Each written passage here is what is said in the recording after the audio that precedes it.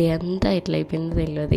పక్కనే గుళ్ళోంచి శివుడి పాటలు వస్తూ ఉంటే పని చేసుకుంటూ ఆ సాంగ్స్ వింటూ ఈవినింగ్ అయిపోయింది. ఇంక ఈవినింగ్ ఉపవాసం వదలాలి కాబట్టి వదిలే ముందు శివుడికి పూజ చేసుకొని ఇంట్లో చేసుకున్న ప్రసాదాలు అన్నీ పెట్టి దండం పెట్టుకొని ఉపవాస దీక్షని కంప్లీట్ చేసామన్నమాట. ఆరుషికి మహారాష్ట్ర స్టైల్ శారీ తీసుకొచ్చిన రీసెంట్గా నాన్న మహారాష్ట్రకి వెళ్తే డ్రైప్ చేసిన ఇవాళ ఎట్లా అనిపించిందో కామెంట్ చేయండి. ఇంకా దక్షి ఇక్కడ హారతి పాడుతున్నాడు, వినండి.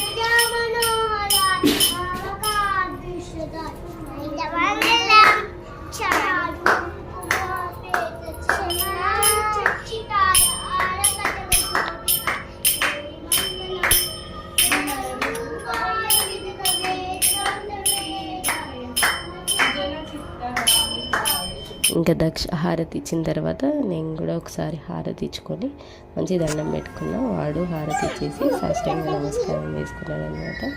ఆరుషికి ఫస్ట్ హారతి ఇవ్వాలి, కానీ మాకు ఇచ్చింది అనమాట. అది వెనకాలే తిరుగుతుంది. మహాశివరాత్రి ఏంటంటే అసలు నాకు ఆకలే అనిపించదు. నాకే ఇట్లా అనిపిస్తుంది, అందరికి ఎట్లా అనిపిస్తుంది చెప్పండి. వేరే డేస్లో అయితే నేను కొద్దిసేపు కూడా ఆకలికి ఆగలేను, కానీ ఆ రోజు మాత్రం అసలు ఒక్కసారి వాటర్ తాగుతా, ఒకసారి టీ తాగుతా, అంతే. ఇంకా అసలు ఆకలి అనేది అనిపించదు అనమాట. ఈవినింగ్ మళ్ళీ ఇంకా ఉపవాసం వదిలిన తర్వాత టెంపుల్కి వెళ్ళాము. ఇంకో టెంపుల్కి వెళ్ళాము, ఇంకో టెంపుల్కి వెళ్తే ఫుల్ జనాలు ఉంటే రిటర్న్ వచ్చేసాము. ఇంక ఇంట్లో జాగారం ఒక శివుడు చూసాం అనమాట. దక్ష చాలా నచ్చింది, ఇట్లనే ఇస్తా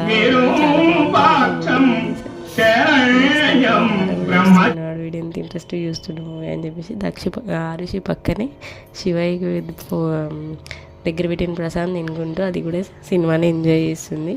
అట్లా ఈ శివరాత్రి ఈవినింగ్ అయితే కంప్లీట్ అయిపోయింది, జాగారం కూడా కంప్లీట్ అయిపోయింది.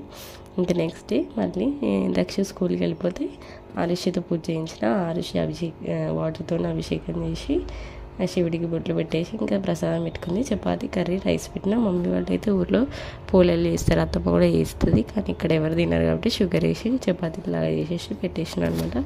అట్లా చేసే వరకు కూడా నైవేద్యం పెట్టే వరకు కూడా వాటర్ కూడా తాగారనమాట. నెక్స్ట్ డే చాలా బాగా చేసుకుంటారు, అది అంతే.